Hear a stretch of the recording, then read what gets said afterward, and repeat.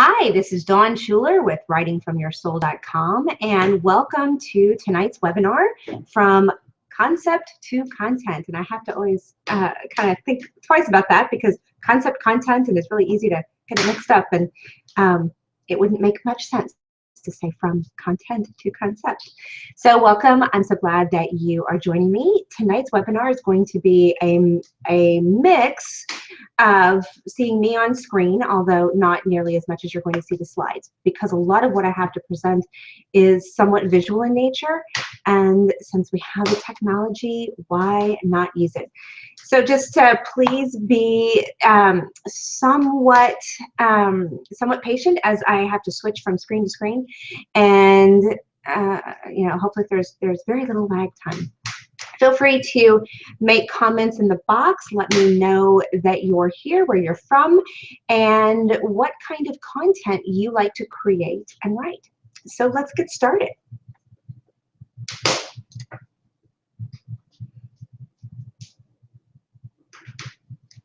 All right, as I navigate. Okay. All right, so I have labeled myself the content creator extraordinaire because what I have really found that I'm brilliant at is being able to see content possibilities. You know how in The Sixth Sense, the little boy says he sees dead people? Well, I don't see dead people, but I see content possibilities all over the place for me, my clients, and perhaps even for you. I'm also an online business manager for highly successful business owners who are working at a really high level in their businesses and in the world. And much of what I do for them is also what I do for some of my private coaching clients, is I help them strategize, plan, see the big picture, create content on all sorts of levels, including marketing material, products, programs. The list is pretty much endless. I also customize and lead programs for corporations to improve their writing skills, their communication, and sometimes even their customer service, which, if you think about it, falls under a certain type of communication. My purpose and what I really feel that I am here to do is to help people uncover and clarify their deeper message, and that deeper is key, and then translate that message into words. I'm an author and speaker. I'm a mother of 2 teenage young ladies and the wife of an amazing partner. So like you, I'm running a life and I'm running a business. And for a lot of what I do, not just because I'm a writer, but because I'm a business owner, creating content and writing is a huge part of that. So again, please let me know who you are and where you're coming in from and what you're hoping to write. And I'll check in every now and then in the chat as time allows. What I see as a challenge for a lot of people is that, especially entrepreneurs and business owners, is that we have an amazing amount of content, ideas in our heads. But what I hear the most from people is, I don't know how to get started, or if I could just write the blog post in my head, that would be awesome. And of course, someone hasn't quite invented that tool to be able to get it out of our heads and onto screen. And believe me, when they do, I'll be the first to sign up. Because like you, possibly like you, I've written tons of things in my head. And then when it comes down to actually getting it on screen or on paper, it doesn't seem nearly as easy as it was in my head. And that's me. I mean, my job is to create content. My job is to write. So I absolutely understand the challenge in creating content and getting started and how to do that. So I've been working for years and years, over 20 years. It started when I was an English teacher, and some of the information and the research that we were presented with to help our students learn better. And that really is the focus of what I'm going to talk to you about today. So what we are going to cover is the 3-step creating and writing process. The reason why this is so huge for me is because what I have found from people is that they think that writing looks like a one-step thing. The person sits down, the ideas flow out, turn into words, the person's done, and it's a great finished piece. And since that doesn't really happen in reality, then most of the people I come into contact with say writing is hard or they struggle, whatever the case may be. And what I know is that there is a 3 high-level step process to creating and writing. We'll talk about that in a moment. There are also different ways we process the world, how we take in information, how we make sense of the information that's presented to us. And so we need, if we can understand how we process the world, that makes a whole lot of things easier, including writing, including creating. It can also make communicating with your family and loved ones and colleagues better and more effective once you understand that. I'm also going to demonstrate 3 or 4 different strategies so that you can see that there are different ways to get those concepts out of our heads and onto screen or paper. So again, writing is a 3-step process. And if you can remember that and you can remember what those 3 steps are, you'll probably have an easier time of getting that content, getting those ideas out of your head. See, I did it again. Getting those concepts out of your head and turning them into content. Let's use an analogy. It's time to cook dinner, and how do you get started? Now, when I've taught this before, one of the best answers to this was from someone saying, you pick up the phone, you dial the number of the nearest pizza place, and they deliver pizza. Okay, that works, and there is a multi-step process there, but it doesn't quite work for this metaphor. First, you have to choose the recipe. You have to figure out what it is that you're going to cook. Next, you have to make sure that you have the ingredients. And I just want to check in because someone's asking me if I'm playing ping pong, and I want to make sure that what you are seeing is what you're supposed to be seeing. All right, the next part of the process is make sure you have the ingredients. This is probably what gets me into trouble when it comes to cooking, is that I don't, I go, oh, it'd be great to cook blah, blah, blah, and then I'm missing some key ingredients. So sometimes for me, making sure that I have the ingredients also means that I have to go to the store and get what I don't have. Next is you have to actually prepare the dish. You have to cut the vegetables, you have to grate the cheese, you have to measure the ingredients, all of that. All right. I'm trying to pay attention to the chat. So someone said, sounds like someone's playing ping pong, and I realize it's probably the fire. I've got it's cold. It's something like 26 degrees outside, so we have a fire in the fireplace. So probably what you're hearing is the snap, crackle, pop of the fire. And when you see the beginning or the end where you see me, you might even be able to see a little bit in the background. It really makes it nice and lovely for me, but I guess the pops are louder than I would have thought. All right, so after you've prepped the dish, you've done all those things, you've cut the vegetables, you've grated the cheese, you know, if you're a real gourmet cook, you might even have made your own pasta dough or whatever. Then you eat whatever, and then you have to clean up, and of course that's most of our unfavoritist part of cooking. So you can see there's a process. And if you think about that, if you think about this whole process, where is the most time spent? Once you figure out the recipe, then the biggest amount of time is that prep part, making sure you have the ingredients, especially if you have to go to the store. Preparing the dish Once it's in the oven and it's cooking by itself or it's simmering on the stove, that's not taking so long. It's all that prep time. And that is what you need to think about in terms of writing. It's the prep time that is crucial and can be the most time consuming.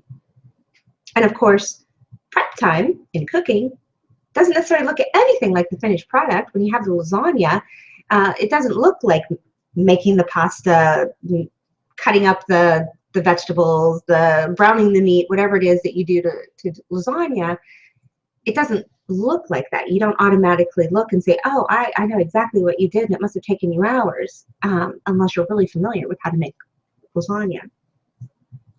So writing is taking your concepts, the ingredients, and preparing them, idea generating, brainstorming, playing with those ideas, so that you can more easily write, which is cooking the meal. So if you imagine, if you spend more time really making sure you have all the right ingredients up front and you have everything you need to prepare the dish and you prepare the dish, then the actual cooking of it and the eating of it is much easier. Again, I want to get across the concept that you need to spend more time in prep. All right, so let's look at how this does translate to writing. The first step of the process, remember this is a 3-step process. The first one is brainstorm, idea generate, play with your ideas, let them percolate, turn into other things. That's all one part of the process. Second step is to write. Third step is edit, revise, rewrite. And then I've got this really important note, and that it is that you understand that you flow in and out of those 3 steps. You don't spend all your time, or even maybe the majority of your time, depending on the length of the project, in one step. And the next important thing that I want you to know is that the more time you spend in that first part of the process, that brainstorm, idea generation, playing, percolating, then the writing is actually easier. So the more time you spend playing with your idea, really getting clear on what you want to do, how you want to develop it, what the details are, then the writing and the creating content is so much easier. The other thing I want you to know is that each of these steps takes a different kind of energy, as well as you're using a different part of the brain. The quick and dirty and somewhat simplistic way to think about this is creating is very right-brained. We want to go to that, that kind of very cut and dry, black and white, left brain versus right brain. Editing, that third step, is, can be very logical, linear, very left brain. So if you want to use that, again, uber simplistic metaphor, then you're going from right brain to left brain, and you don't just do it on a dime. You don't just turn on a dime. What I have found for me, for my clients, for students in my programs, is that when you respect each step of the process and you transition between the steps of the process, you are much more successful. Our trouble usually comes in when, like that incorrect notion we have that writing is just you sit down, the words spew out and you're done, boom, done, and it's perfect, is that if we can spend time on each step and then transition, which means, well, everybody does it differently, but I know I like to Maybe get up, stretch, walk around, breathe deeply, take a drink of water, maybe go get a cup of tea, and then, okay, now I'm ready to go into the next step. If I write something and turn around and start editing, it's not going to be as easy, and the results won't be as good. Even if I'm running a little bit late on getting my weekly newsletter out, I still will not turn around and edit it right after I've written it. I will wait at least a couple of hours. My preference is to wait at least a day and then edit it, because then it's fresher. Because we're using different energy and we're using a different part of our brain. And that is where we are right now. How do you use your brain? What does that look like? So again, I mentioned that back when I was teaching English eons ago, we had an in-service where we learned about Howard Gardner's theory of multiple intelligences.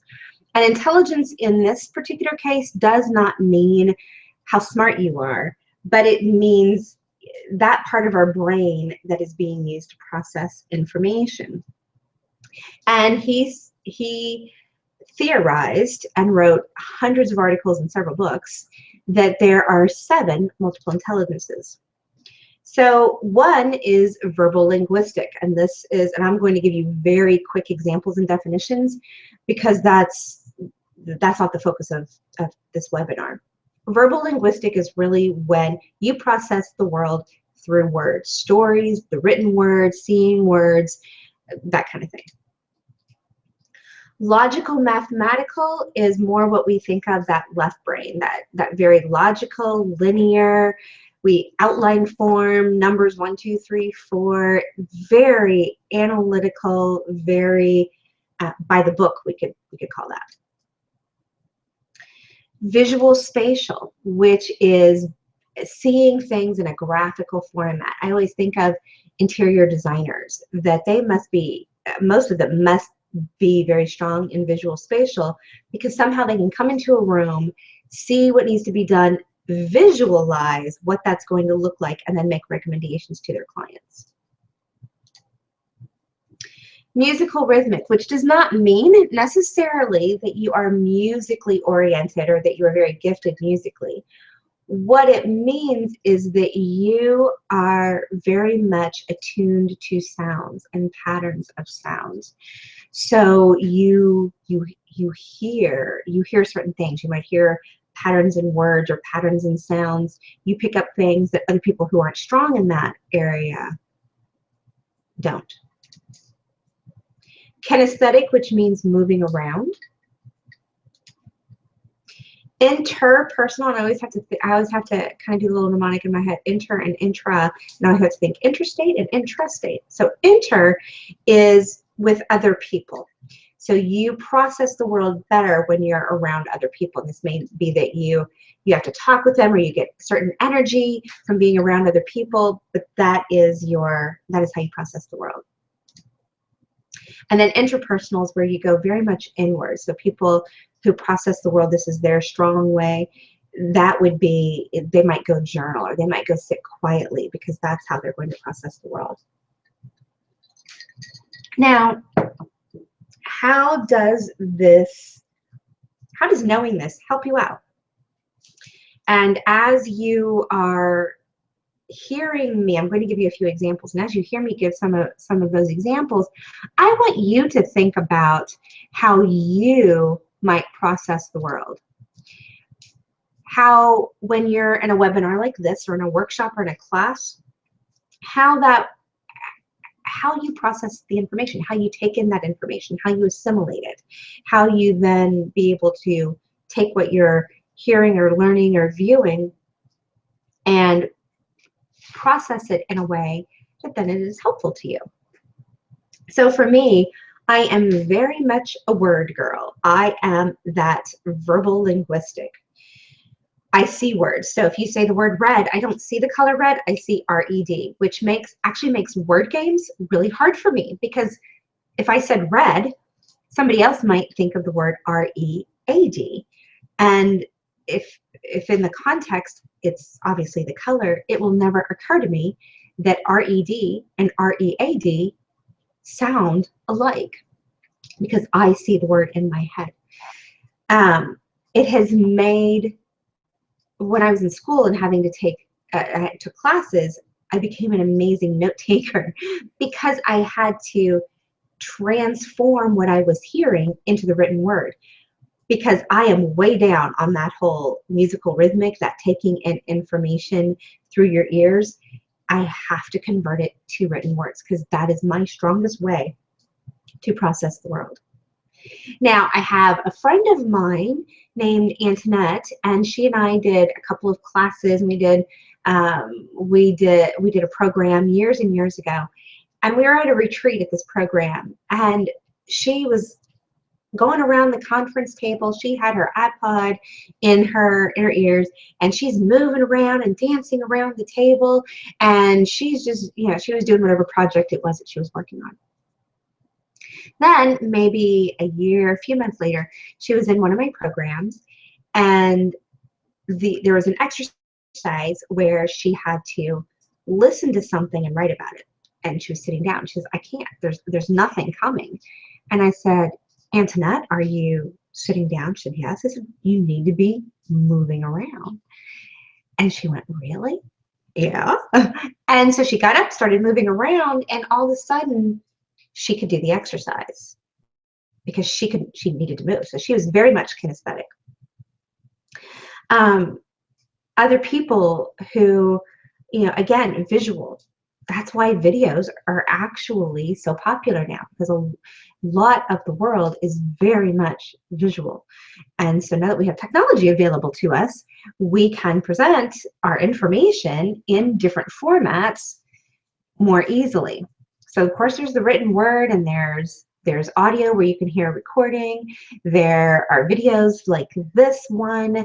I have one of in my class, and it was a class based on some of this information, and she combined some of the exercises that were worksheet based, very visual based, and she taped them to her treadmill, and then she was walking on her treadmill and filling out the worksheet at the same time, and that really worked for her. So it was almost, so she was bringing in the kinesthetic and that visual spatial at the same time.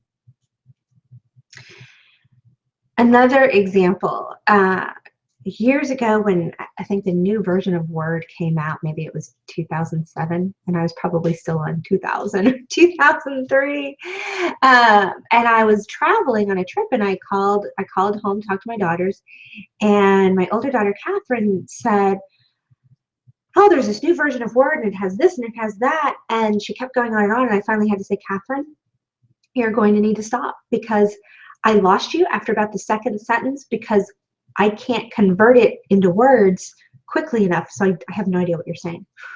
That is what I mean when I say, if you know this about yourself, it makes all sorts of things easier. Communicating with people. Once I said that to Catherine, she said, oh, I get it. She wasn't irritated that I had to stop her and say, if you just want to vent, if you just want to like kind of all this information and not get a response, that's fine. But just know I'm not able to understand. And she got it. This information, if you know this, that is actually going to help you with those concepts that are rattling around in your head. Because then you can think of strategies that will help you get them out of your head, play with them, and then hopefully turn them into content. All right, so I'm trying to think where I am right now. So let me show you a couple of examples of some of these different ways to play with these concepts. Let me back up a little bit. So if you were like me and you went through school learning a particular method of how to write, it probably looked like do a Roman numeral outline, then do a first draft that you might turn into your teacher, and she turned back to you with all sorts of red marks that were usually only grammar and mechanics and punctuation based didn't really go deeper because, you know, as a teacher myself and in the public school system back in the early 90s, it's hard when you have 120 students.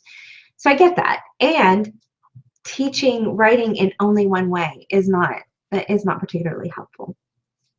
So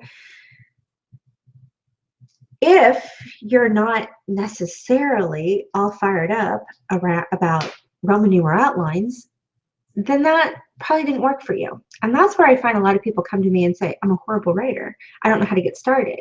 I really struggle. It takes me forever, because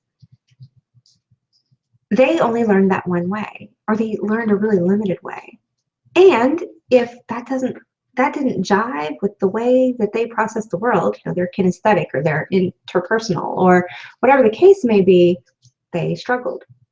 So if you can find where you are really strong, which one of those multiple intelligences are really yours, and then you can find strategies and ways to play with your concepts, you're going to find things are much easier. So let's look at a couple of examples. So this is what I call the A to Z worksheet. And this is if you take a concept. And when I say concept, let me say a little bit more about that. That could be anything. It could be a blog or an article. It could be you've got to write a bio for your website. You need to write a letter. You need to write a press release, a case study. You're going to work on a short story. You've got a line from a song that resonates with you that you want to explore and play around with. You have some other philosophical concept that you want to flesh out and maybe write something about. Also, so when I say concept, it really can run the gamut. So one is, all right, let me take this A to Z worksheet and come up with a letter or a word that begins with each letter for the particular topic that I'm working on. This one I really like, and I call it brainstorm blowout, which all of these shapes, because we have associations with these shapes, then that can help take our concepts to a certain direction.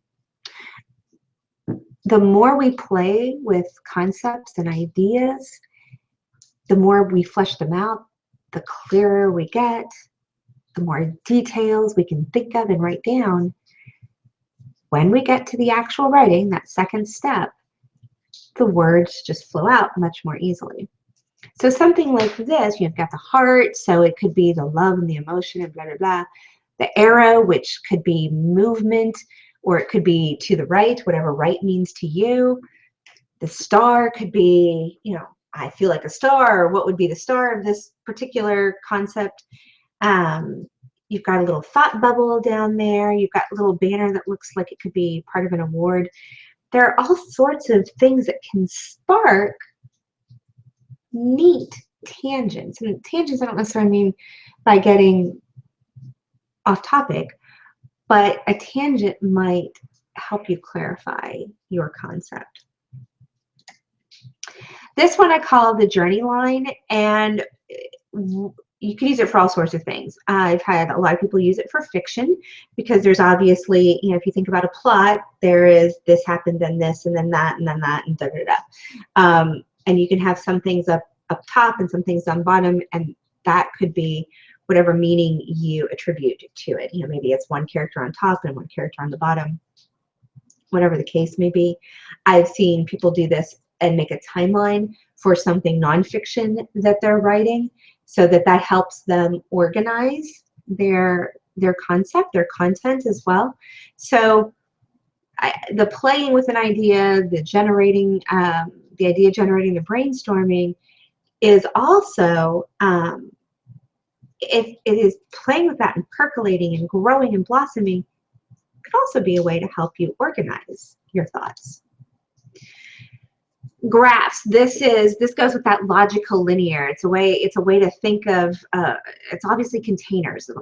This picture, and you can think of the metaphor that goes along with it.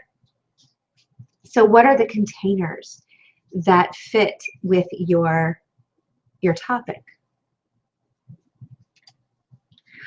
This was a homework assignment done by one of the students who took my Ready, Set, Write class, which is kind of takes all that we're talking about tonight and went into it really much in depth. So she did this, and it was to write an email response to a client of hers. And so you can see she sort of started out with her thoughts and what was going on with that, blah, blah, blah. Somewhat of a dialogue, an inner dialogue. And then you can see, if you look at that, she's really fleshed out pieces of this issue. And then expandable points there on the left. So this is a cool example of a storyboard and using thought balloons to really help her move through an issue and eventually write the email that she needed to write to her client. Years ago, when I started Write Will You, which has morphed quite a bit, now it's writingfromyoursoul.com, this was the mind map I did years ago. And you can see there are all sorts of major areas: the website, training, admissions, program, marketing, resources, the company foundation itself, a logo, ongoing questions, and then there were sub categories under those main categories. And then in some places I was able to even go farther out. This still looks, very somewhat linear, logical. I've seen a lot of people do mind maps all sorts of different ways, very creative, lots of circles and other shapes and markers. Of course, you can use markers for any of this, but this is probably a very popular method that a lot of people have embraced to flesh out an idea. This is a version of a mandala that I created, and I've done all sorts of things. I wanted to leave this basic shape because I think it can be, there's more you can do with it, and I never want to restrict someone to a particular way, but I've drawn lines through it. If I were to draw lines here, I could start at the diagonals of the green square, and maybe it would go through the red square, maybe it wouldn't. So maybe that red square would be kind of like this open window.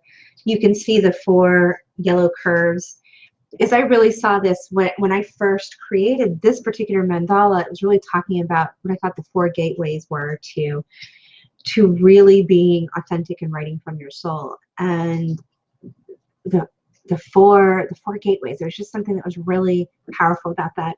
And I've just recently created a compass spread that goes along with my Power Words Oracle deck, workshop, idea, product, whatever that I've got going on. And again, it was that idea of the 4 directions. So this idea that I started playing with probably 5 years ago has morphed not just into other things, because that mandala still is its own thing, but has led me to think of others. And it's because I've gotten to play with this shape, and by virtue of these shapes, what does that mean? What does that mean for the concept that I'm trying to get across? All right, so for you, you've seen all sorts of things. You are hopefully thinking about how you process the world. You've seen a few examples of different ways to play with ideas, and there are so many more.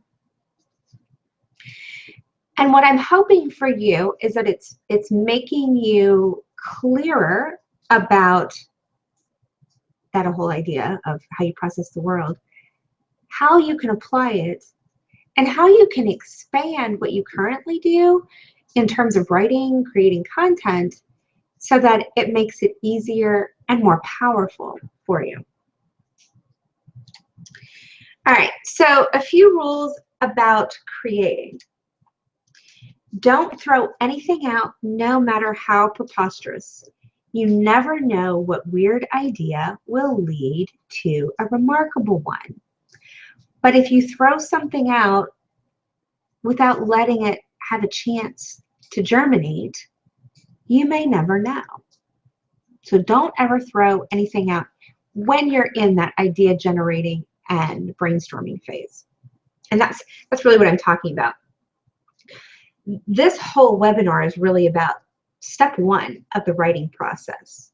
Because just like with the cooking and the recipe, the more time we spend on the prep, the easier the actual cooking, the actual writing is.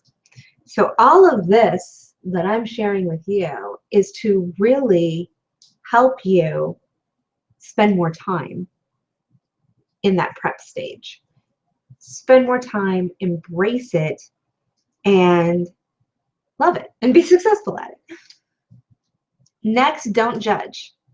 So when you're playing with your ideas, that is not where it is time to judge. That is not time for the inner critic gremlin to come out at all. So you don't judge. You just, if you're just putting a whole bunch of ideas down, you're putting a whole bunch of stuff on a mind map, you're using bullets. Bullets happen to be my favorite. You don't judge them. You just put them down. You just put them down.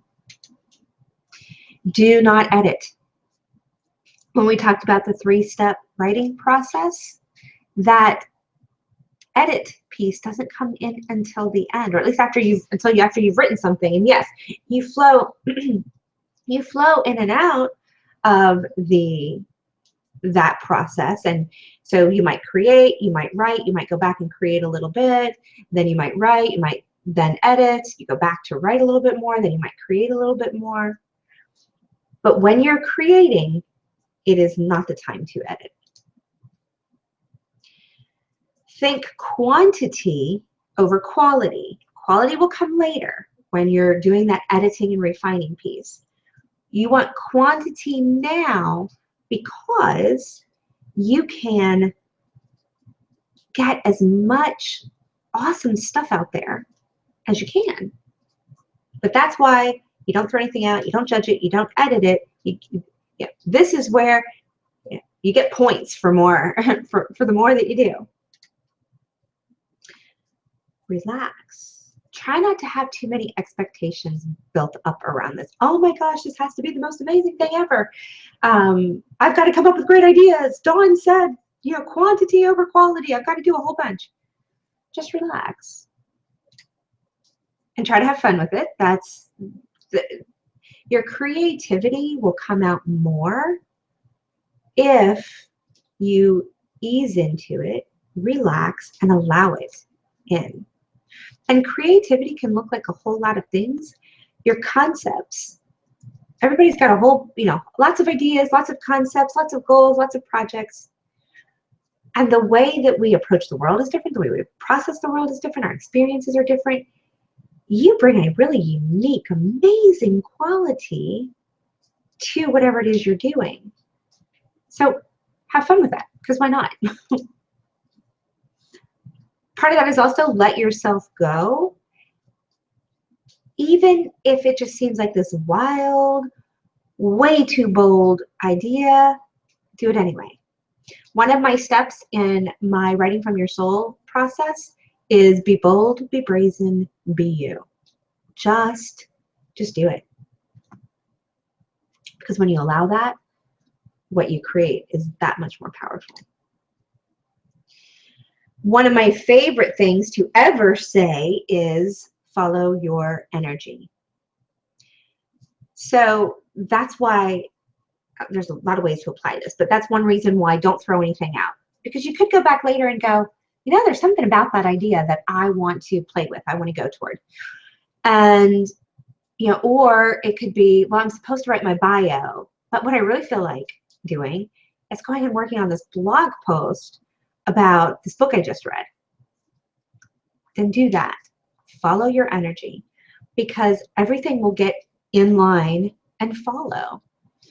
If your energy is going a certain way, then everything plays bigger and better. The way you process the world, your skills, what you're good at, everything seems to be firing on more cylinders.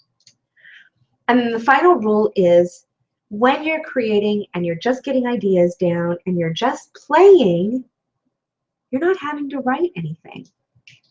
You do not have to produce a single sentence or paragraph. Your goal for sitting down and creating at one point, or walking around, whichever works for you, might be, let me just get as many ideas down as possible. Not a sentence in sight, just ideas. So I hope this has been helpful. And as I wrap up, if you have any questions for me, feel free to put them in the chat. And I hope this has been helpful. I hope I've opened your eyes a little bit to, one, how your brain might work, and two, what some possibilities about how you can use that knowledge and how it can help you create. So if you've liked this and you find you want more, you might be interested in the program I created out of all of this, which is the Ready, Set, Write from Your Soul system. And it comes with a 100+ page toolbox plus 5 hours of audios from the class I taught based on this. And I taught several different sessions of it. It was a 5-week class. I taught many different sessions, and so you get recordings of the audios, and they are taken from, they're like the best ones from the various classes I did. The regular price is $97, which I think is already a great deal, and you can get 50% off, which would be $48.50, just using coupon code FC2C. And you can get the Ready, Set, Write from Your Soul system at readysetwriteFromYourSoul.com. And this is, I've heard from people that their copies are dog-eared. I actually have one that I keep on my desk and I refer to. So sometimes I need a refresher. Sometimes I get a little stale. I do the same things over and over. Like I said, I love bullet points, and I will do mind maps, and I don't always think of some of these other ones. But if I go and I get I get the my Ready, Set, Write toolbox, then I can spur my own creativity and go, oh, I hadn't thought about that. Let me try that. All right, so just my final words to you are, embrace your uniqueness and how you process the world, and always, always, always create. So thank you again for being with me today. And if you ever need more resources or want to touch base with me, you can find out more at writingfromyoursoul.com. It's been my pleasure to be with you today, and I hope you have a great evening. All right, take care. Bye-bye.